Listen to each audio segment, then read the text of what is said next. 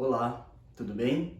Bom, o vídeo de hoje é sobre a terapia cognitivo-comportamental. Então, se você tem curiosidade de como começou esse tipo de terapia, entender os seus principais pressupostos, as principais ideias, fica aqui nesse vídeo que eu vou fazer um resumão bem bolado para você entender.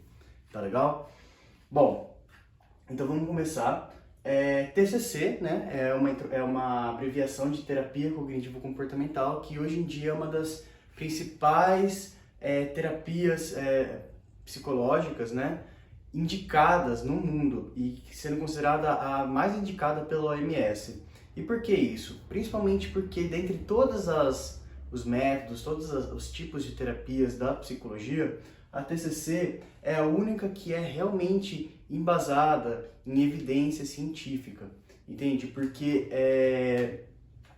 ela analisa, ela consegue quantificar, ela consegue mensurar, ela consegue, através de seus protocolos, ter uma metodologia muito sistemática e muito fácil de se reproduzir, entende? E por conta disso, começou a gerar uma grande quantidade de produção de artigos científicos, explicando a eficácia desse tipo de terapia. E por conta dessa grande quantidade de produção, pode-se concluir que é uma terapia extremamente eficaz para o tratamento de muitos tipos de transtornos, síndromes e etc. Muitos problemas da vida humana. E bom, mas como que começou a TCC, né? Então, a TCC ela começou um pouco antes da metade do século passado, quando antes da TCC, né, existiam alguns modelos teóricos na época, como por exemplo a psicanálise, alguns pesquisadores da época estavam insatisfeitos com a forma de se fazer ciência, a forma de se abordar o ser humano. Então, começaram a surgir algumas teorias que eram mais embasadas na biologia, porque apesar do Freud ter tido como base, né, a fisiologia, porque ele era um médico, toda a teoria dele, da psicanálise, é embasada no inconsciente, entende? E o inconsciente, ele não é facilmente mensurável, na verdade ele não é mensurável, né? O inconsciente é uma coisa muito mais complicada e complexa de ser mensurada. Então, muitos pesquisadores da época começaram a buscar alternativas mais estabelecidas dentro das ciências biológicas, principalmente por ser mais facilmente estudado cientificamente. E aí que surge o famoso behaviorismo, né, teoria comportamental radical, a partir dos estudos de Pavlov. E você pode procurar na internet, no YouTube, em qualquer lugar que você vai encontrar muitos vídeos falando como é que surgiu o behaviorismo, como é que foi toda essa pesquisa do Pavlov, que é muito interessante. Mas basicamente é um método que busca compreender o comportamento, controlar esse comportamento através das variáveis ambientais. Então, se eu consigo mudar uma coisa no nosso ambiente, a gente consegue mudar também o nosso comportamento e vice-versa. Bom, mas daí o que aconteceu? Com o passar dos anos, começaram a aparecer algumas críticas com relação ao behaviorismo, principalmente por ele ser considerado muito mecanicista e muito externo. Então, ou seja, ele é muito focado no comportamento e ele é muito focado no ambiente. E ele não passava a considerar os fatores internos do ser humano, como, por exemplo, um pensamento, uma emoção. E aí começam a surgir novas teorias comportamentais, como, por exemplo, a teoria behaviorista metodológica de Watson. E daí, o que esse cara começou a falar? Que, na verdade, o que influencia o seu comportamento não são só fatores ambientais, mas é a cognição. E o que ele quer dizer com cognição? São as suas memórias, a sua linguagem, os seus pensamentos, os seus sentimentos, todos os fatores de aprendizado, né, que, por exemplo, a linguagem, já falei. Mas, enfim, então ele começou a considerar os fatores internos para a influência do comportamento, sabe? E, tipo, aí tem esse questionamento, tipo, como que eu posso ter medo de alguma coisa, sendo que eu nunca tive contato com isso, sabe? Era isso que se questionava, tipo, se eu nunca tive contato com isso, isso não tá fora de mim, entende? Para que isso possa influenciar o meu comportamento. É uma coisa que está na minha cabeça, ou seja, é o meu pensamento a respeito das coisas, das possibilidades que podem acontecer que estão me fazendo me sentir com diferentes emoções. Mas enfim, vamos dar continuidade aqui.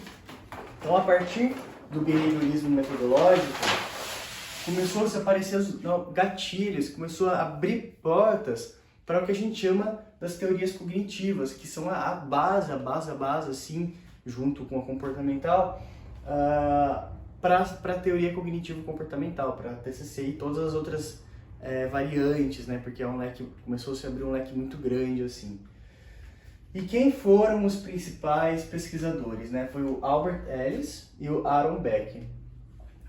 Existiram muitos, né? Mas aqui eu só estou citando os principais, né? Os que são mais conhecidos.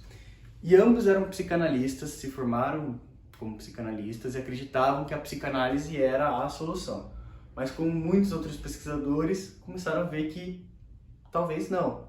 Podem haver outras formas de entender o ser humano e de, tipo, solucionar os problemas da vida humana que não estavam conseguindo ser contemplados na época. E sim, eles preenchem um espaço que estava faltando nas teorias comportamentais, porque é exatamente isso que eu falei para você.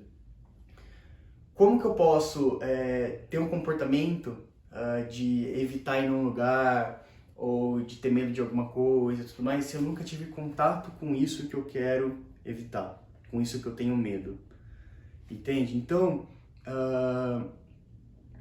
é essa a questão. Também fala dos pensamentos obsessivos, né? Aqueles pensamentos que ficam, tipo, voltando sem parar, sem parar, sem parar. Tipo, essas questões, elas não eram contempladas pelas terapias comportamentais, porque elas eram muito focadas no externo e no comportamento com relação ao ambiente, né? Então, eles começaram a abrir mais o leque de possibilidades dentro da psicoterapia, o que foi algo muito bom. E tudo isso acaba dando abertura para um novo zeitgeist, né? Que é tipo que a gente fala de espírito da época. Então, muitos pesquisadores começaram a se abrir para essa nova visão de mundo. E qual é essa visão? É como o Albert Ellis cita, que o que perturba as pessoas não são os fatos em si, mas sim o que elas pensam sobre eles. Entende o que eu digo? Então, existe uma grande diferença entre você fazer uma prova na faculdade e ter uma grande diferença do ato de fazer com os seus pensamentos a respeito dessa prova, entendeu? Tem uma grande diferença entre você, sei lá, qualquer coisa, tipo, são coisas completamente diferentes e você sabe que sempre no fim é diferente. Então, tipo, vamos sair hoje, não sei, acho que não vai ser legal, não vai ser animado, não sei se eu vou gostar. Né? E daí você vai lá e sai e se diverte e no fim foi super divertido. Você fala, putz, tipo, realmente valeu a pena. Você sabe quantas oportunidades você perdeu na sua vida porque você ouviu essa voz, o que você pensa a respeito das coisas, que não representa as coisas em si, sabe? Isso é muito importante a gente entender. Então, a forma como a gente pensa influencia a forma como a gente vive. E daí o Albert Ellis, ele estruturou esse sistema, né? Essa forma mais estruturada de organizar a conduta humana. Então ele fala esse esquema ABC, que tudo na vida, tudo na forma como a gente lida com a vida tem, em primeiro lugar, uma situação ativadora. Essa situação ativadora, ela vai desencadear todo um sistema de crenças. Então, vamos lá. Prova. Vou pegar aqui, vou fazer um exemplo. Então, vamos supor que esse aqui são os seus pensamentos, né? Então, tipo, você sabe que você vai ter prova semana que vem vai ter um concurso, tudo mais, algo que você não gosta. E com o passar da sua vida, todas as suas experiências com provas sempre foi algo tipo difícil de lidar. Então isso criou todo um sistema de crenças. Então, por exemplo, semana que vem eu vou ter prova, falta 7 dias. Eu vou ter 7 dias com os meus pensamentos falando. Putz, será que eu vou ir bem? Nossa, eu sou muito ruim em matemática.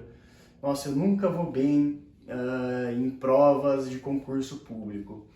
Nossa, eu nunca passei num concurso público. Putz, eu sou uma pessoa que é burra, sabe?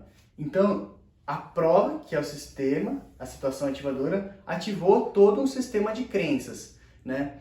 Esse sistema de crenças ele se manifesta em pensamentos. Então, quais são as consequências desse sistema de crenças junto com os pensamentos? Emoções e reações fisiológicas. Ou seja, em conjunto disso, vão haver comportamentos, entendeu? Que pode ser do tipo, vou estudar muito para ir bem, ou vou desistir. Entende qual é a situação? Aqui a gente coloca de uma outra forma, né? Então, vamos lá. É a mesma coisa explicada de uma forma diferente. Então, a situação. Vamos lá, vamos pensar numa situação. Tomar vacina. Então, a situação é tomar vacina, eu vou tomar a terceira dose da vacina aí do Covid. Então, vem um pensamento. Putz, eu odeio agulha. Nossa, dói muito, depois eu fico todo dolorido. Putz, nossa, eu vou ficar com febre, não vou poder trabalhar e vou ficar de cama o dia inteiro. Nossa, vai ser horrível. Meu Deus do céu. Todos esses pensamentos que estão falando na sua orelha vão gerar uma emoção. Então, basicamente, você vai ficar ansioso, você vai ficar com medo, você vai ficar, sabe, preocupado. E o que isso pode gerar? O que isso pode gerar não. O que isso vai gerar? Um comportamento.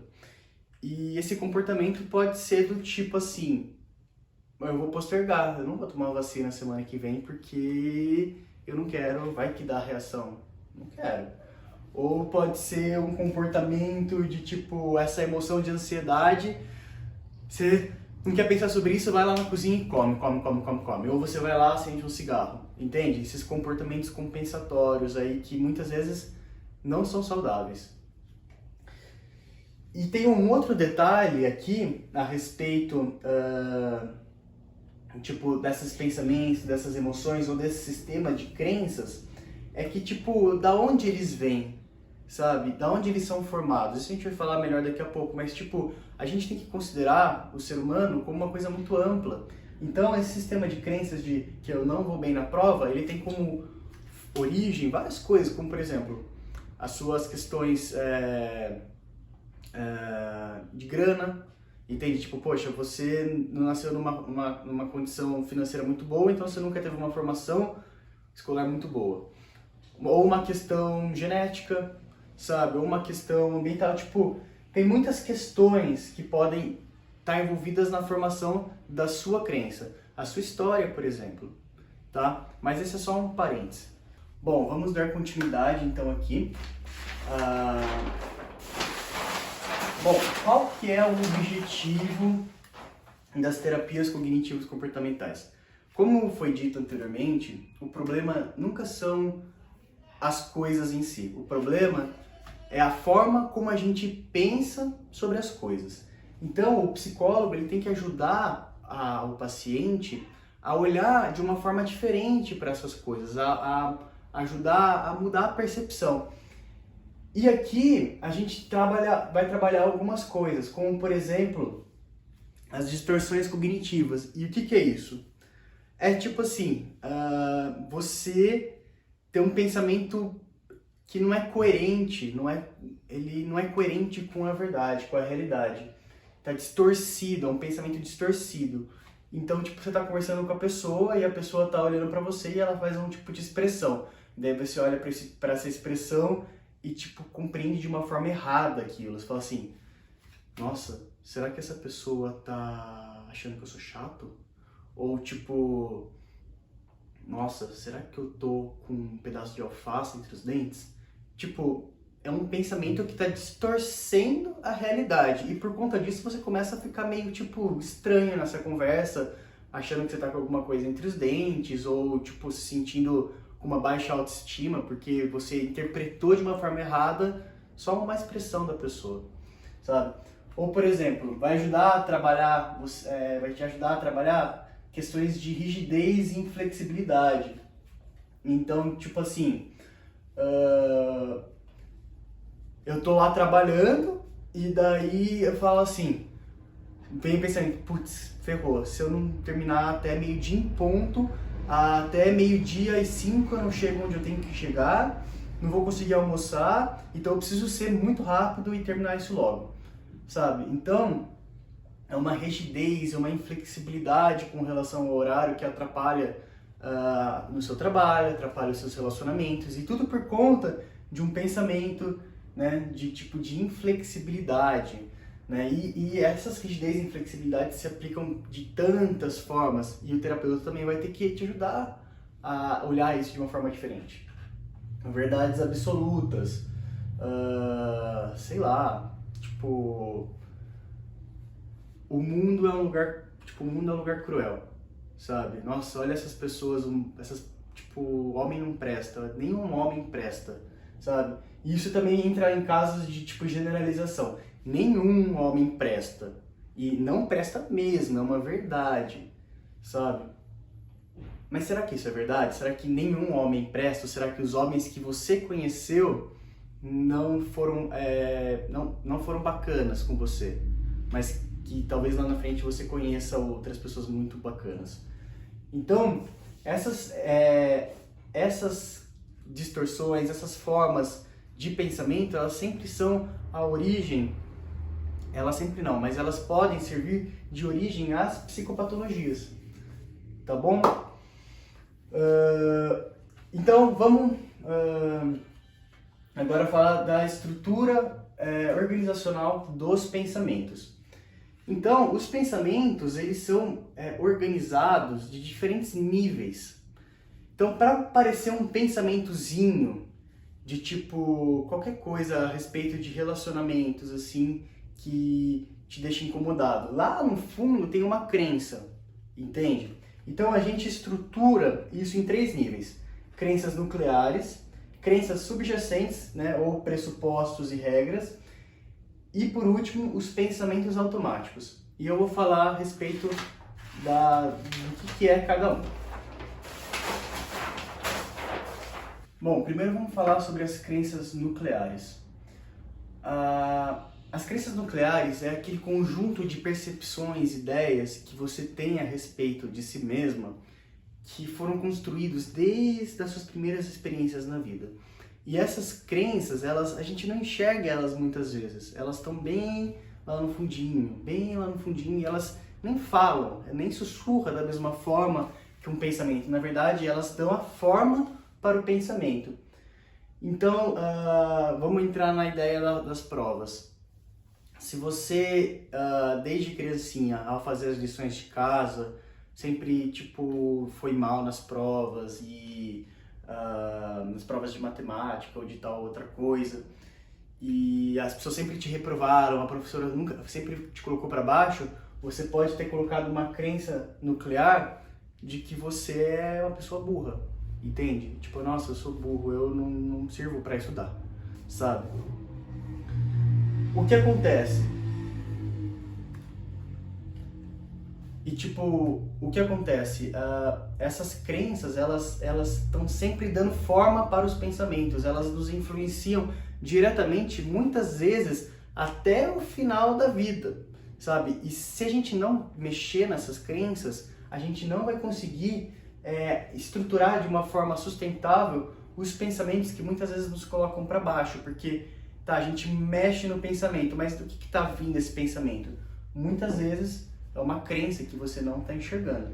E daí, depois das crenças, vem os pressupostos subjacentes, que são as regras, né? Os pressupostos e as regras. Então, por exemplo, a crença fala assim, eu não sirvo para estudar, eu sou burro, nossa, eu sou péssimo em exatas.